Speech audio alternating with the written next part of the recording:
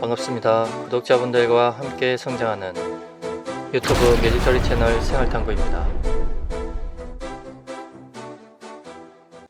2020년 7월 28일 KBS 뉴스 9를 시청하신 분들이 많으실 것입니다. 당시 뉴스룸에는 김현종 청와대 국가안보실 제2차장이 출연하였고, 이날은 개정된 한미 미사일 지침에 대한 설명이 있었습니다. 그런데 이 과정을 설명하는 중에 김 차장이 언급한 한국 차세대 잠수함과 관련된 내용을 다시 살펴봤을 때 국내 밀리 매니아와 한국 국방을 사랑하는 국민들에게 빅뉴스가 처음으로 공개되었습니다. 당시 김 차장이 언급한 내용을 보면 한국은 현재 차세대 잠수함을 건조 중이다. 삼면이 바다인 한국으로서는 당연한 일이다. 때문에 SLBM 기술 획득은 중요하다. 즉 이미 국내에서 핵추진 잠수함과 SLBM 개발이 진행되고 있음을 공개적으로 언급하였습니다. 보통 전략무기 개발을 공개적으로 밝히는 이유는 크게 두 가지 정도로 볼 수 있으며, 기술 획득에 대한 자신감과 주변국 북중일의 군사력 확장에 대한 경고성 메시지를 들 수 있겠습니다.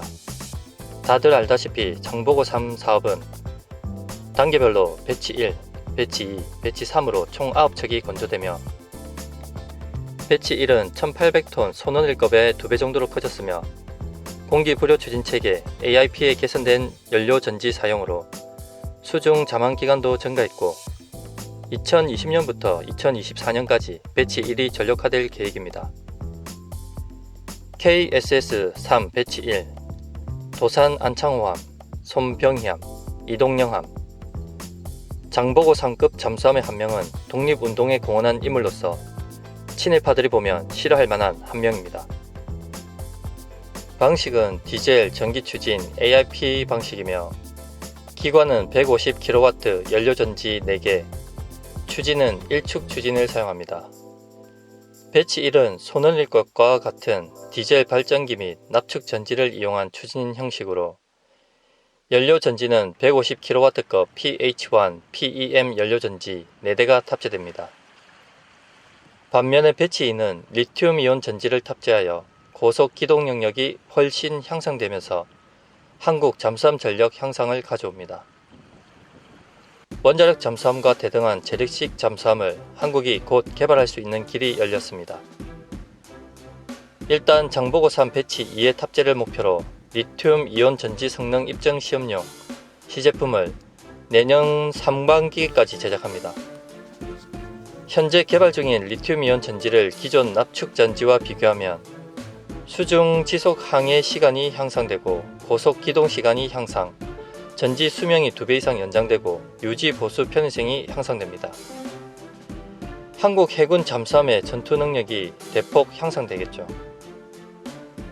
또한 배치 2, 3척에 적용될 리튬이온 전지는 민수용보다 안전성이 대폭 강화되었고, 고전압, 절연, 강화 설계가 반영되면서 단락 시 사고 전류를 차단하는 장치가 추가 도입되어 설계되었습니다.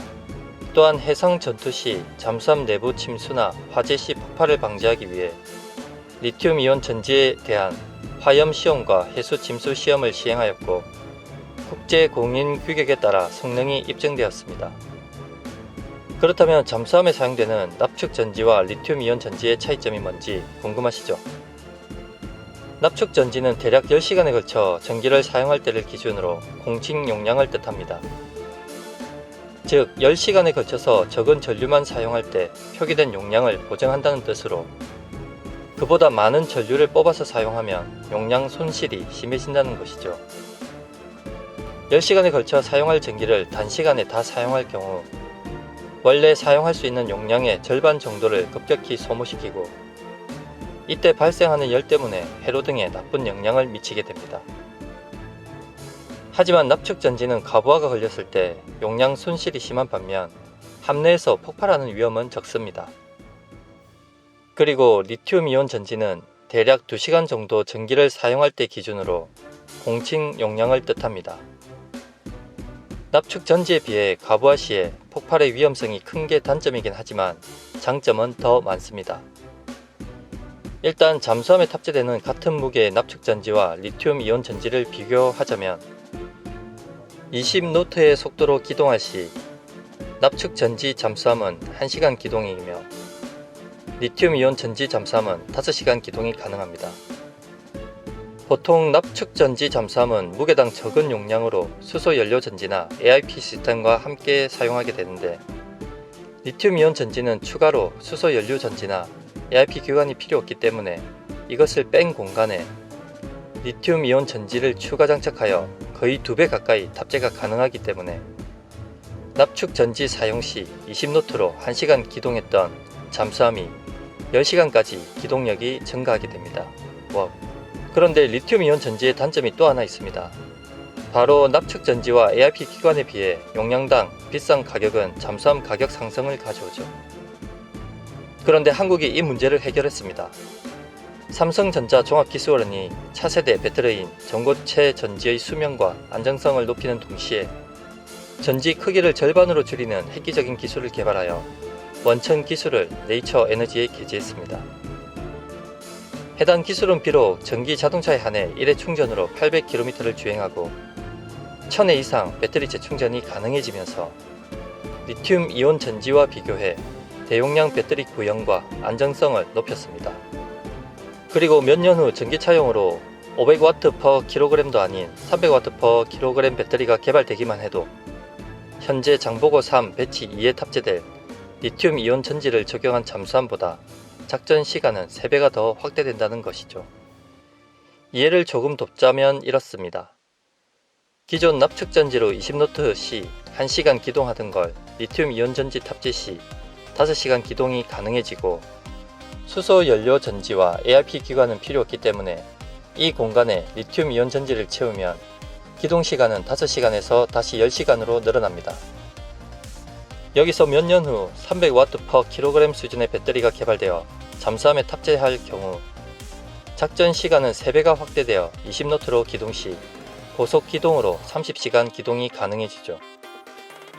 즉 리튬 이온 전지가 납축전지에 비해 저속에서 불리한 점을 극복하여 고속부터 저속까지 넘나드는 다영역에서 모든 작전에 투입이 가능해지면서 재래식 잠수함이 핵추진 잠수함의 능력을 발휘하는 기술을 한국이 곧 상용화할 수 있게 되었다는 뜻입니다. 그리고 희소식이 하나 더 있습니다. 차세대 배터리, 전고체 전지의 저비용 대량 생산이 가능해졌고 국내 차세대 전지 연구센터는 정부 출연금 사업인 고에너지 밀도 리튬 전고체 전지용 고체 전해질 기반 원천 소재 기술 개발을 3년간 진행 연구하였고 차세대 전지인 전고체 전지용 고체 전해질을 90% 이상 저렴한 비용으로 대량 생산할 수 있는 기술을 개발했는데 사용 목적에 따라 다양하게 활용이 가능해진 차세대의 기술입니다. 마치며 한국은 향후 핵잠수함 보유를 비롯해 핵잠과 대등한 성능을 발휘하는 재래식 잠수함의 개발도 우리 힘으로 해낼 것입니다. 전기 자동차로 인해 배터리 기술은 급격히 발전하고 있습니다. 이로 인해 2030년대에는 한국 해군의 재래식 잠수함은 원자력 잠수함과 대등한 기동성을 발휘할 것으로 예상하고 있으며 이는 민간뿐 아니라 잠수함 개발 전문가들까지 인정하는 내용이며 우리 힘으로 개발하고 실전 배치할 날도 멀지 않았습니다. 시청해 주셔서 감사합니다. 구독과 좋아요, 알림은 기쁨입니다.